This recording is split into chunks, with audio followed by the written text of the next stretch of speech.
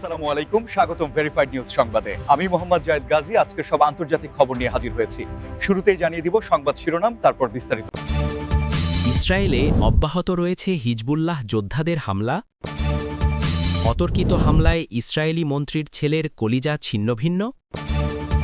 ইরানের আরেকটি স্কুলে আঘাত হেনেছে যুক্তরাষ্ট্রের ক্ষেপণাস্ত্র, দাবি মেহের নিউজের। দায়িত্ব পেয়েই অস্তিত্বের লড়াইয়ে ইরানের নতুন সর্বোচ্চ নেতা মোজতবা। ইসরায়েলে অত্যাধুনিক ক্লাস্টার ওয়ারহেড ক্ষেপণাস্ত্র হামলা চালিয়েছে ইরান। এই বিষয়ে আপনার মতামত কমেন্টে জানান এবং যুদ্ধের সব আপডেট আগে পেতে চ্যানেলটি সাবস্ক্রাইব করে যাবেন। আসসালামু আলাইকুম, স্বাগতম জানাচ্ছি ভেরিফাইড নিউজ সংবাদে। আমি মোহাম্মদ জায়েদ গাজী। এতক্ষণ শুনছিলেন সংবাদ শিরোনাম, এবার বিস্তারিত। মধ্যপ্রাচ্যের ভূ রাজনৈতিক দৃশ্যপটে বর্তমানে এক অভূতপূর্ব উত্তেজনাকর পরিস্থিতি বিরাজ করছে এবং এই উত্তেজনার অন্যতম কেন্দ্রবিন্দু হয়ে দাঁড়িয়েছে ইসরায়েল ও হিজবুল্লাহ মধ্যকার সীমান্ত সংঘাত, যা সাম্প্রতিক সময়ে এক নতুন মাত্রা লাভ করেছে বলে বিভিন্ন আন্তর্জাতিক সংবাদমাধ্যম এবং সামরিক বিশ্লেষকদের প্রতিবেদনে উঠে এসেছে।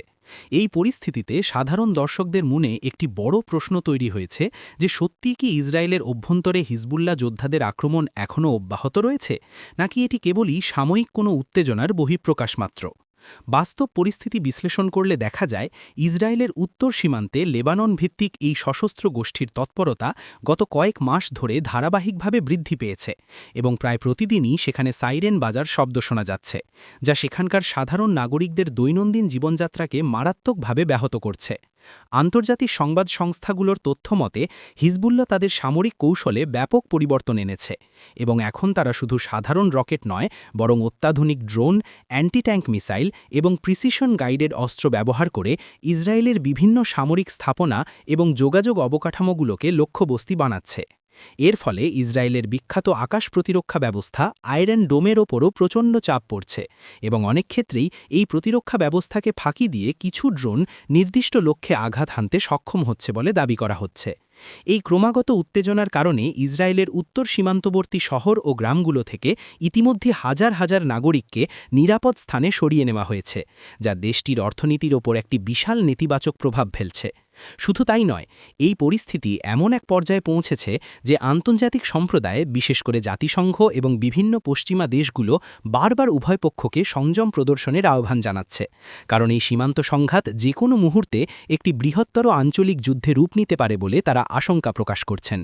সাম্প্রতিক সময়ে আরেকটি চাঞ্চল্যকর খবর আন্তর্জাতিক মিডিয়াগুলোতে ব্যাপকভাবে আলোচিত হচ্ছে, যা হল এক অতর্কিত হামলায় ইসরায়েলি সরকারের একজন শীর্ষ মন্ত্রীর ছেলের গুরুতর আহত হওয়ার ঘটনা, যাকে কিছু কিছু সংবাদ মাধ্যমে অত্যন্ত আবেগঘন বা চাঞ্চল্যকর শব্দ ব্যবহার করে প্রকাশ করা হয়েছে। তবে নিরপেক্ষ সংবাদকর্মী হিসেবে আমরা যদি এই ঘটনার গভীরে যাই, তাহলে দেখতে পাব যে এই ঘটনাটি ইসরায়েলের অভ্যন্তরীণ নিরাপত্তা ব্যবস্থা এবং দেশটির শীর্ষ পর্যায়ের নীতি নির্ধারকদের ওপর কতটা মনস্তাত্ত্বিক চাপ সৃষ্টি করছে তার একটি বড় উদাহরণ। যখন কোনো দেশে সাধারণ নাগরিকরা এই ধরনের সংঘাতের শিকার হন, তখন সেটি এক ধরনের প্রভাব ফেলে, কিন্তু যখন খোদ সরকারের একজন গুরুত্বপূর্ণ মন্ত্রীর পরিবারের সদস্য সরাসরি এমন অতর্কিত পরিস্থিতির সম্মুখীন হন, তখন সেটি প্রমাণ করে যে বর্তমান পরিস্থিতিতে আসলে কেউ শতভাগ নিরাপদ নয়। বিভিন্ন নির্ভরযোগ্য সূত্রের মতে ওই মন্ত্রী মহোদয়ের ছেলে তার দৈনন্দিন কাজে বা সামরিক দায়িত্ব পালনের সময় এমন একটি আকস্মিক ঘটনার শিকার হন, যেখানে তাকে গুরুতর অবস্থায় উদ্ধার করে জরুরি ভিত্তিতে হাসপাতালে স্থানান্তর করা হয় এবং তার সুস্থতার জন্য সর্বোচ্চ চিকিৎসা সুবিধা প্রদান করা হচ্ছে। এই ঘটনাটি ইসরায়েলের সাধারণ জনগণের মধ্যেও এক ধরনের মিশ্র প্রতিক্রিয়া সৃষ্টি করেছে। একদিকে যেমন তারা মন্ত্রীর ছেলের এই অবস্থার জন্য সমবেদনা প্রকাশ করছেন, অন্যদিকে সরকারের প্রতি তাদের ক্ষোভও বৃদ্ধি পাচ্ছে, কারণ তারা মনে করছেন যে সরকার দেশের অভ্যন্তরীণ নিরাপত্তা নিশ্চিত করতে পুরোপুরি ব্যর্থ হচ্ছে। এই ধরনের হাই প্রোফাইল ঘটনার পর ইসরায়েলি নিরাপত্তা সংস্থাগুলো তাদের প্রোটোকলগুলো নতুন করে পর্যালোচনা করতে বাধ্য হচ্ছে এবং কিভাবে এই ধরনের অতর্কিত হামলা বা অনাকাঙ্ক্ষিত পরিস্থিতিগুলো আগে থেকেই শনাক্ত করা যায় সে বিষয়ে তারা কাজ শুরু করেছে। বিশ্লেষকদের মতে একজন মন্ত্রীর ছেলের এমন গুরুতর আহত হওয়ার ঘটনা শুধু একটি পারিবারিক ট্র্যাজেডি নয়, বরং এটি সরকারের সিদ্ধান্ত গ্রহণের প্রক্রিয়াকেও প্রভাবিত করতে পারে, কারণ শীর্ষ কর্মকর্তারা যখন ব্যক্তিগতভাবে এই সংঘাতের উত্তাপ অনুভব করেন, তখন তাদের নীতি নির্ধারণে কঠোরতা বা আপোষের বিষয়টি নতুন মোড় নিতে পারে। এদিকে মধ্যপ্রাচ্যের আরেক প্রভাবশালী দেশ ইরানকে কেন্দ্র করে একটি অত্যন্ত সংবেদনশীল এবং গুরুত্বপূর্ণ খবর প্রকাশ করেছে দেশটির আধা সরকারি সংবাদ সংস্থা মেহের নিউজ, যেখানে দাবি করা হয়েছে যে ইরানের অভ্যন্তরে একটি শিক্ষা প্রতিষ্ঠানে বা স্কুলে যুক্তরাষ্ট্রের তৈরি ক্ষেপণাস্ত্র আঘাত হেনেছে। এই দাবিটি যদি সত্যিই প্রমাণিত হয় তবে তা আন্তর্জাতিক কূটনীতি এবং ভূরাজনীতিতে একটি বিশাল ভূমিকম্পের সৃষ্টি করতে পারে, কারণ যে কোনো দেশের বেসামরিক অবকাঠামো, বিশেষ করে শিক্ষা প্রতিষ্ঠানে এ ধরনের আঘাত আন্তর্জাতিক মানবিক আইনের সুস্পষ্ট লঙ্ঘন হিসেবে বিবেচিত হয়।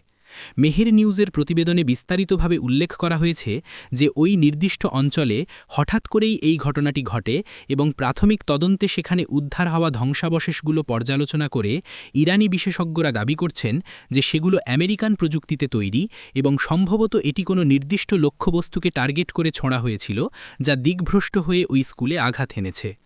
তবে এই ঘটনার প্রেক্ষাপটে যুক্তরাষ্ট্রের পক্ষ থেকে এখনও পর্যন্ত কোনো সুস্পষ্ট এবং সরাসরি দায় স্বীকার করা হয়নি, বরং পশ্চিমা বিশ্লেষকরা মনে করছেন যে এই ধরনের দাবিগুলো অনেক সময়ই প্রোপাগান্ডা বা তথ্যযুদ্ধের অংশ হিসেবে ব্যবহার করা হয়ে থাকে, যাতে করে অভ্যন্তরীণ জনগণের আবেগকে উস্কে দেওয়া যায় এবং আন্তর্জাতিক সম্প্রদায়ের কাছে প্রতিপক্ষকে নেতিবাচকভাবে উপস্থাপন করা যায়।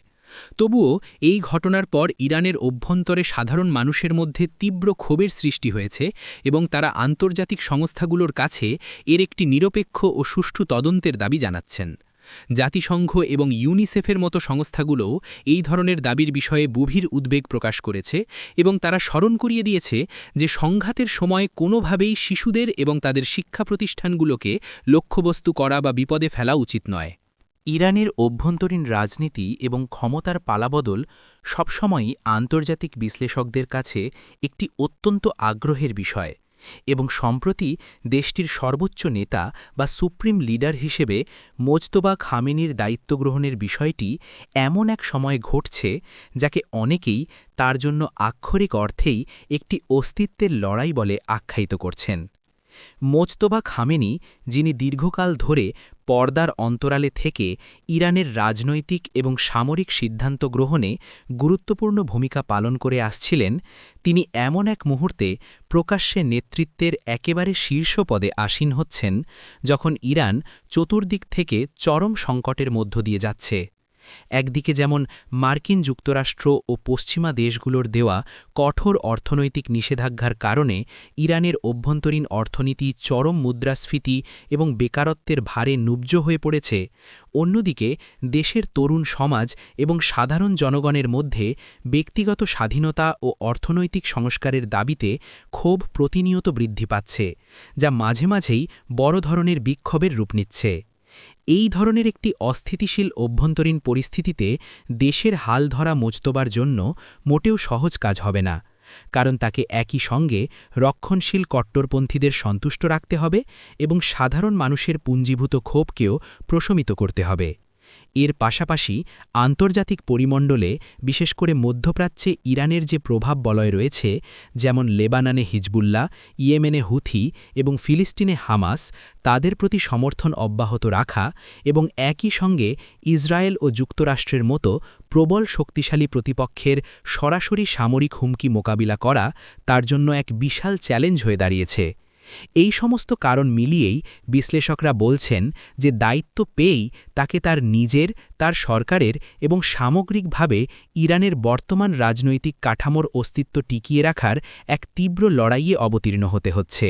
সর্বশেষ যে খবরটি প্রযুক্তি এবং সামরিক বিশ্লেষকদের মধ্যে ব্যাপক আলোড়ন সৃষ্টি করেছে তা হল ইসরায়েলের ভূখণ্ডে ইরানের অত্যাধুনিক ক্লাস্টার ওয়ারহেডযুক্ত ক্ষেপণাস্ত্র হামলার একটি চাঞ্চল্যকর দাবি, যা যদি সত্য হয় তবে এটি দুই দেশের মধ্যকার অস্ত্র প্রতিযোগিতাকে এক নতুন এবং ভয়াবহ মাত্রায় নিয়ে যাবে।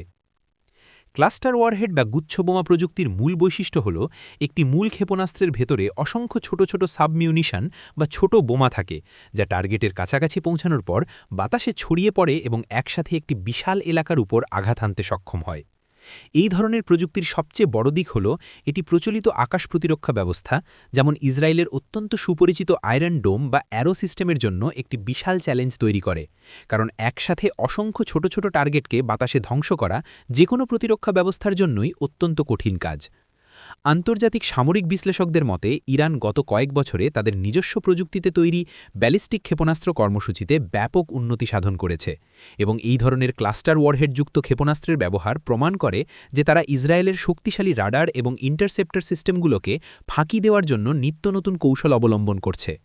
যদিও আন্তর্জাতিক কনভেনশন অনুযায়ী ক্লাস্টার বোমার ব্যবহার ব্যাপকভাবে সমালোচিত এবং বিশ্বের অনেক দেশ এটি নিষিদ্ধ করার চুক্তিতে স্বাক্ষর করেছে, তবে ইরান বা ইসরায়েল কেউই এই চুক্তির অংশীদার নয়, যার ফলে সংঘাতের সময় এই ধরনের অস্ত্রের ব্যবহার নিয়ে আইনি জটিলতার চেয়ে নৈতিক এবং কৌশলগত প্রশ্নই বেশি সামনে আসছে। এই ধরনের খবরের পর ইসরায়েলি সামরিক বাহিনী তাদের প্রতিরক্ষা ব্যবস্থাকে আরও আধুনিকীকরণ করার জন্য কাজ শুরু করেছে এবং একই সঙ্গে তারা তাদের নাগরিকদের সর্বোচ্চ সতর্ক অবস্থায় থাকার নির্দেশ দিয়েছে।